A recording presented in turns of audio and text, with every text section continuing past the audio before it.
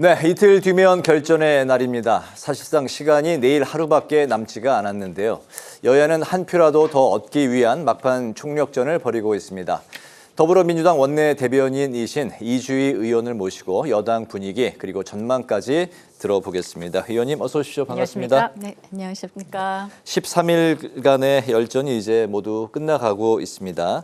민주당 의원들 모두 파란 점퍼, 운동화 차림으로 전국을 이제 누볐을 텐데 의원님도 그동안 이제 유세를 많이 다니셨을 것 같습니다. 특히 그 중에 기억에 남는 유세가 있을까요? 네, 고개를 끄덕이셨는데.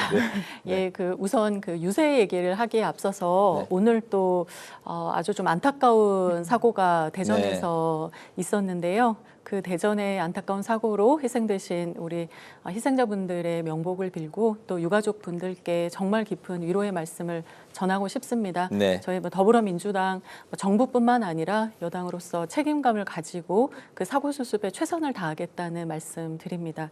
네, 그리고 그 질문하셨던 예. 그 유세는 제가 서울 캠프에서 대변인도 맡고 또 법률클린 본부장으로 그 법률 대응을 맡다 보니까 그 지역의 다양한 유세 현장을 가지는 못했었는데요. 네. 주로 이제 정원호 후보님을 수행하면서 그 각종 유세에 가서 사회도 보고 또 저도 마이크를 잡고 연설도 하고 또 후보를 동행하면서 각종 이제 간담회 현장들을 다닐 기회가 많이 있었습니다. 네. 근데 다니면서 정말 생각보다 우리 서울의 민심이 요동치고 있다. 네, 특히 일각에서는 뭐 부동산은 뭐 민주당이 약한 건 아니냐 이런 이야기를 하시지만 실제로 그 재개발 재건축 관련한 그 네. 조합원분들을 만나는 그 현장에서는 오히려 그 우리 정원호 후보의 아주 구체적이고 실용적인 그런 접근에 대해서 많이 호응을 해주셨고요. 저는 그런 내용들이 참 입소문을 타고 있다고 생각을 합니다. 네. 그리고 유세로 따지자면 지난주 이제 금요일에 저희가 종로에서 집중 유세를 저녁에 했었는데요. 그때 이제 불금이라 정말 많은 젊은 분들이 거리에 나왔었고 네. 또 당시 저희 연단에 올라서 청년분들께서 우리 지지하시는 그런 연설을 하셨는데 그 말씀들이 앞으로 우리가 이 선거 끝난 이후에도 좀 계속적으로 고민해 봐야 되는 그런 주제가 아닌가 싶었습니다. 예상하시겠지만 네. 서울에서 직장 가까이 살기가 너무 어렵다. 네, 당연히 그 주거비가 비싼 그런 문제도 있을 테고 주거비를 따라서 원거리를 해서 출퇴근을 하려고 하니 출퇴근 시간이 너무 많이 걸려서 뭐 합쳐서 4시간 이상이 넘잖아요. 네. 경기도권만 나가려고 네. 해도 그러다 보니 이제는 여가가 없어서 이러지도 저러지도 못하는 그러니까 이렇게 어려운 이 청년들의 현실을 꼭 해결해 달라 이런 목소리들이 정말 많이 있었는데요. 네. 저희가 또 집중적으로 고민하고 있는 공약도 바로 그런 지점이 또 있고 아무튼 두루두루 우리 청년이 정말 행복하게 살 수 있는 그런 서울을 만들기 위해서 정원호 후보님도 그렇고 저희 이제 서울을 함께 하고 있는 많은 민주당 의원들 그리고 지지자들 함께 열심히 노력하겠다 그런 약속을 드립니다. 네, 청년 직장인들의 이제 주거 고민, 직장인들의 네. 그런 고민까지 말씀을 해주셨는데 이번에 사전 투표율이 역대 최고치를 경신을 했습니다. 또 국민의힘은 이재명 대통령, 이해식 의원을 선거법 위반으로 고발하기도 했는데요. 이번에 그 사전 투표율의 의미, 뭐 제각각 뭐 국민의힘도 우리한테 유리하다 이렇게 이제 해석을 내놓고 있는 상황인데 이 사전 투표율의 의미 그리고 선거법 위반 공세에 대한 민주당 입장도 들어볼까요? 네. 민주당 입장도 있지만 네. 또 제가 일단 대변인으로서 오늘은 이제 제 개인적인 예. 의견을 좀 드리자면 아마 지금 제가 보기로 그 사전투표 23.51%라고 맞습니다. 하잖아요. 그러니까 역대 정말 최고 수치인데 네.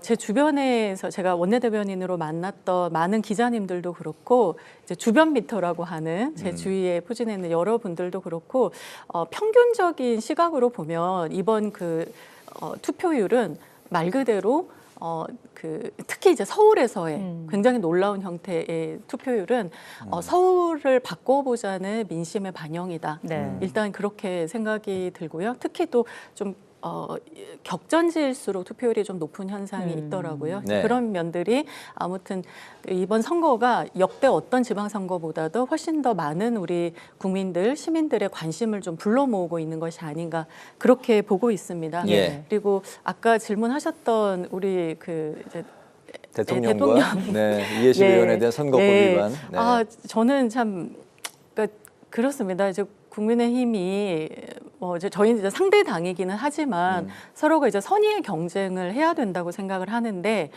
정책 경쟁이 아니라 정말 그 계속 그 흑색 전쟁과 네거티브로 일관하시는 그런 모습이 상당히 좀 안타까운데요.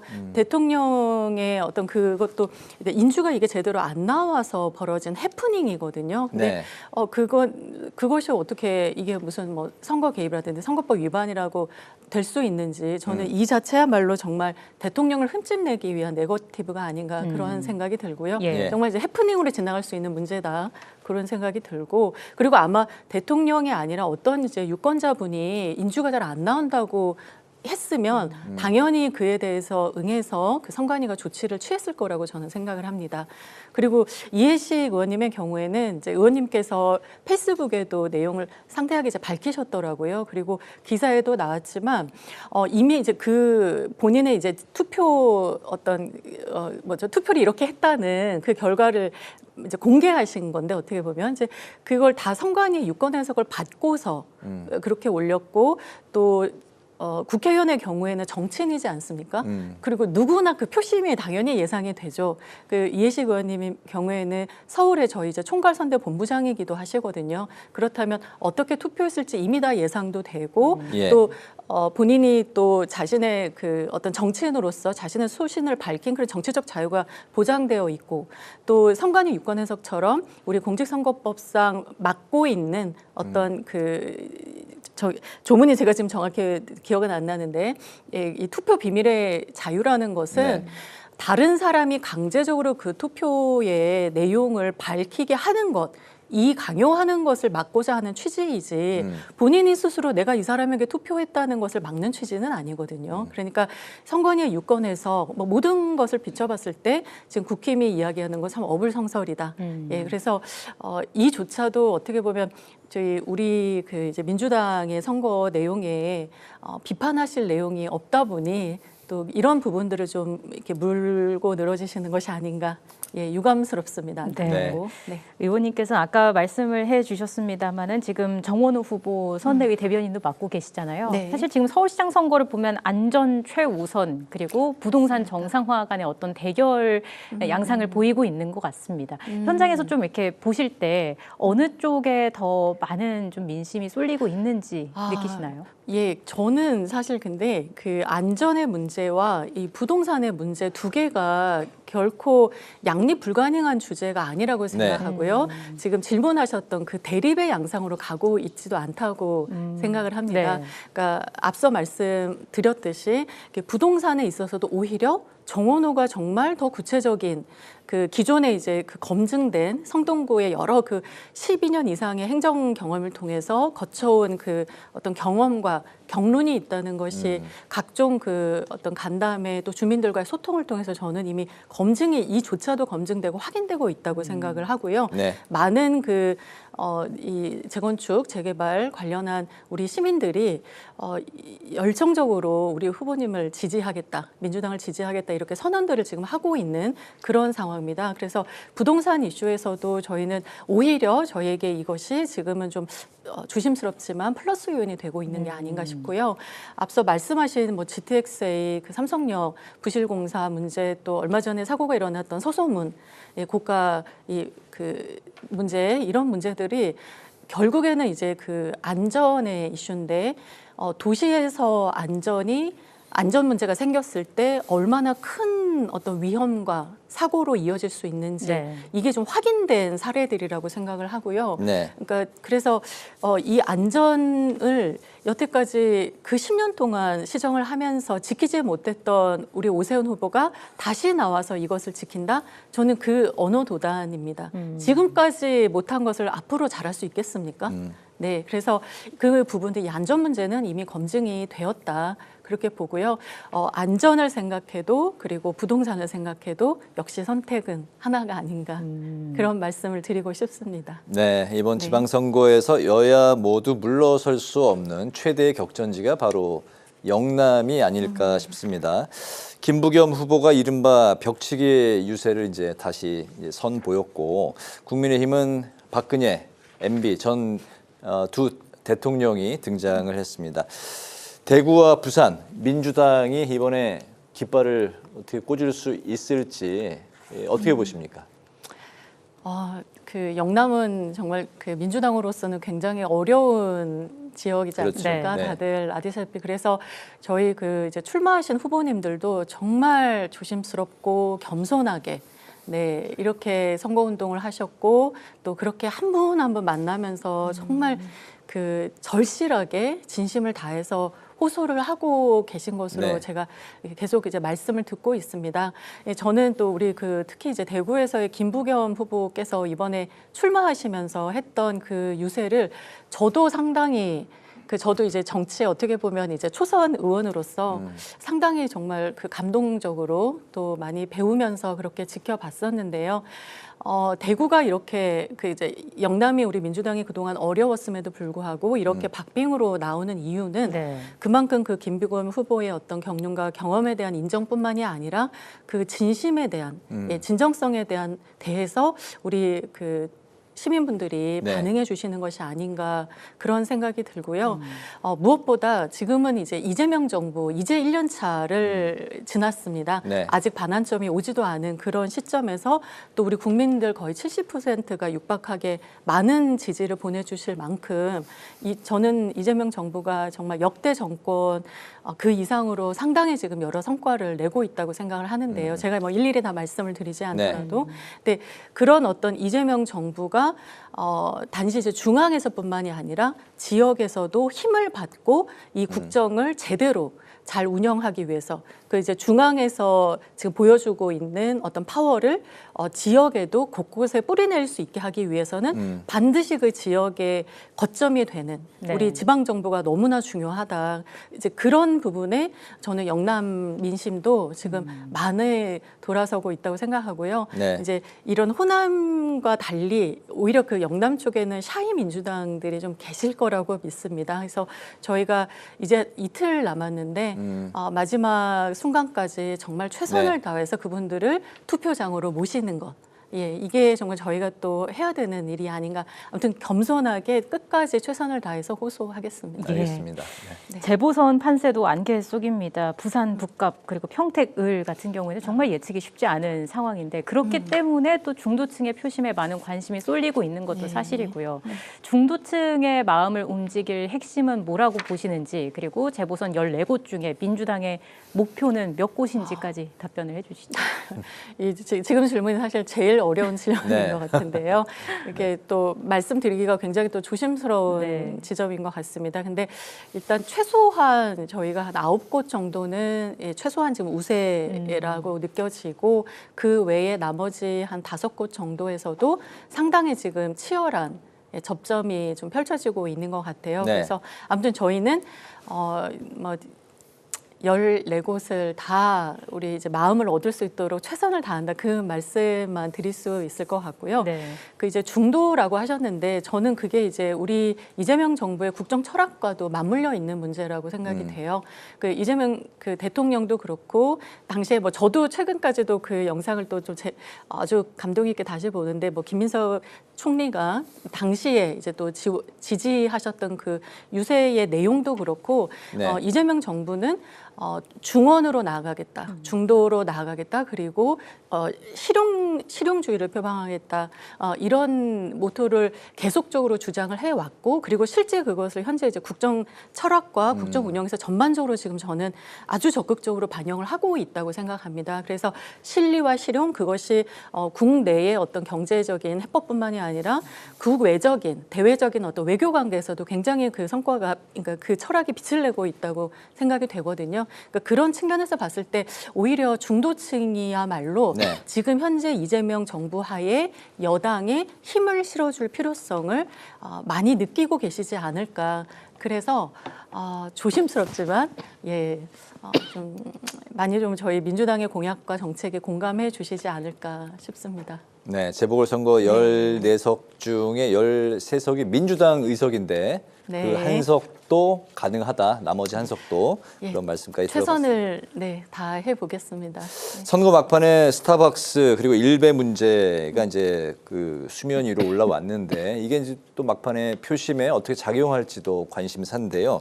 민주당은 혐오 처벌 입법이 필요하다 그런 입장이고 국민의힘은 마녀 사냥이다 이렇게 이제 반대하고 있는데 이 문제는 어떤 시각에서 바라봐야 될까요? 이제 아까 질문하셨던 그 이제 중도도 와도 저는 정말 이 지금 쟁점이 좀 연결이 된다고 생각을 합니다. 네. 그러니까 저희가 이제 보통 일반적으로 이제 중도하면 합리성, 상식 그리고 어디에도 치우치지 않는 균형적인 시각 이제 이런 것들이 좀 상징이 될 텐데 네. 지금 이 스타벅스 이 불매 운동은 정말 말 그대로 자발적으로 우리 국민들이 하고 계시는 것이거든요. 이게 어떤 특정한 어떤 이념이나 특정한 사상, 정치적인 견해 이런 것을 떠나서 상식적인 그 보편적인 합리적인 시각을 가진 우리 국민들의 시각으로 보았을 때 이미 역사적으로 평가가 끝난 그 역사적인 사실 자체를 왜곡하고 그 왜곡된 내용을 가지고 희생자들을 조롱하거나 모욕하거나 다시 한번 그 2차 가해를 하는 이런 모습은 정말 비상식적이거든요. 예. 옳지 않다고 보시는 거거든요. 그래서 저는 이것이 누구에 의해서가 아니라 정말 그 말씀하셨던 중도 내지는 어떤 우리 합리적인 국민들의 자발적인 지금 운동으로 일어나고 있는 문제이고요. 저도 이제 그 국회의원이 되기 전 작년에 제가 비례승계를 받았으니까요. 그 전까지 변호사로 일을 하면서 사실 이 표현의 자유를 둘러싼 여러 각종 이제 소송들을 많이 진행을 했었습니다. 그런데 우리 지금 헌법이 보장하고자 하는 표현의 자유는 이렇게 타인을 혐오하고 타인에게 폭력을 가하는 형태의 자유는 아닙니다. 그러니까 당연히 뭐 국가안전보장이나 여러 가지 이유로 그 자유라는 것도 제한이 되는 것이 이 민주주의의 원칙이고요. 특히 우리의 헌법의 경우에 그 표현의 자유가 광범위하게 굉장히 널리 보장이 되지만 그 표현의 자유가 아까 말씀드렸듯이 타인을 해하거나 사실을 왜곡하거나 이런 자유까지 보장하는 것이 아니라는 점. 그래서 저는 이번 이 사태를 계기로 단순히 이게 어떤 특정한 상표나 뭐 특정한 지금 얼마 전에 국민의힘에서는 커피 마실 자유라고 표현을 하던데 그 저희 어떤 의원님 표현 말씀대로 저희가 그것을 문을 가로막거나 한 것이 아니잖아요. 이것은 시민들로부터 자연적으로 이제 마음이 멀어지게 된 그런 케이스인데 우리 시민들의 이제 역사 의식과 시민 의식이 굉장히 이제 높아지면서 자연스럽게 그런 형태의 어떤 왜곡된 혐오 문화는 서서히 우리 사회에서 또 사라지지 않을까. 그래서 저는 상당히 이 공론장에서 건전한 논의가 이번에 촉발된 그런 좋은 계기라고 생각합니다. 네. 선거 이후 상황도 좀 미리 보자면 이제 5일에 여야가 후반기 국회의장단을 선출을 하고요. 원구성을 둘러싼 충돌도 본격화 될 텐데 일단 여당은 법사위, 정무위, 산자중기를 가져오겠다고 예고를 했습니다. 국민의힘은 반발을 하고 있고요. 뭐 상임위 독식 역풍에 대한 어떤 우려도 있거든요. 어떻게 좀 전반적으로 대응할 계획이신지 간략하게 말씀을 좀 해주시죠. 네. 저는 그 상임위 독식의 우려보다 더 걱정되는 것이 저희가 국정 운영을 제대로 뒷받침하지 못해서 얻게 될 국민들의 질타라고 생각합니다. 그것이 훨씬 더 저희에게는 더 두려운 평가고 무서운 평가라고 생각을 하기 때문에 그 상임위에 대해서는 협의를 당연히 하겠지만 당연히 뭐 권한은 또 우리 의장님 그리고 이제 원내 지도부가 협의를 하실 몫이지만 최대한 정말 우리가 추구하고자 하는 그 국정 운영의 성과, 주요한 입법 개혁 과제들을 조기에 잘 달성하는 것 이것에 최종적인 목표를 두고 할 수 있는 노력을 다 하겠다. 언제든지 대화의 문은 열려 있다고 보이지만 말씀하셨던 그런 주요 특히 경제 관련한 상임위들이 지난 전반기에 좀 제대로 역할을 못한 측면이 있거든요. 이런 부분들이 고려가 되지 않을까 싶습니다. 네, 조정식 신임 국회의장은 연내에 국정과제 입법을 모두 처리하겠다. 예. 그렇게 강한 톤으로 말씀을 하셨습니다. 후반기 국회 운영 원칙과 계획 그리고 전반기에 있었던 이제 국민의힘의 필리버스터에는 또 어떻게 대응할 건지 또 같이 좀 들어볼까요? 저도 이제 제가 국회에 들어오자마자부터 경험한 것이 그 필리버스터인데요. 그러니까 소수의 목소리가 반영되지 못하는 환경에서 필요한 것이 당연히 필리버스터이고 그 무제한 토론의 정신 자체는 저도 동의가 됩니다. 네. 동의를 하고 또 그걸 원천적으로 차단하거나 이러자는 것이 뭐 저희의 입장인 것도 아니고요, 전혀. 하지만 건건이 개혁 법안들이 추진될 때마다 그것을 계속 필리버스터라는 명목으로 가로막아오고 입법을 지연시켜온 이런 모습이 결코 그 필리버스터의 정신은 아니라고 생각을 하고요.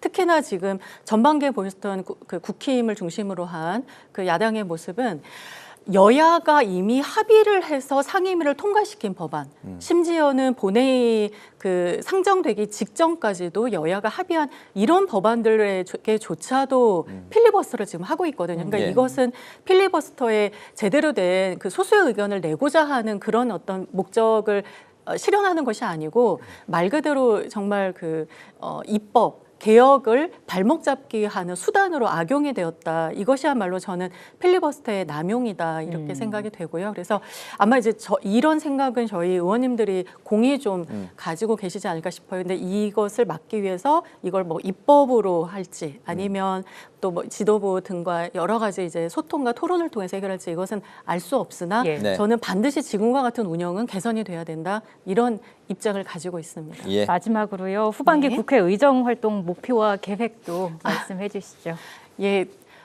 제가 이제 국회 들어온 지 딱 10개월이 되었습니다. 그런데 10개월 동안 정말 하루를 일주일처럼 한 달처럼 이제 열심히는 살았었는데요. 국회 와서 보니까 할 일이 정말 많더라고요. 그래서 하반기에 정말 많은 일들을 했으면 좋겠는데 좀 너무 욕심을 낼 수는 없고 최대한 제가 저의 역량을 좀 잘 펼칠 수 있는 곳으로 그렇게 우리 지도부께서 결정을 해주시기를 희망하시는 그런 곳이 있으신가요?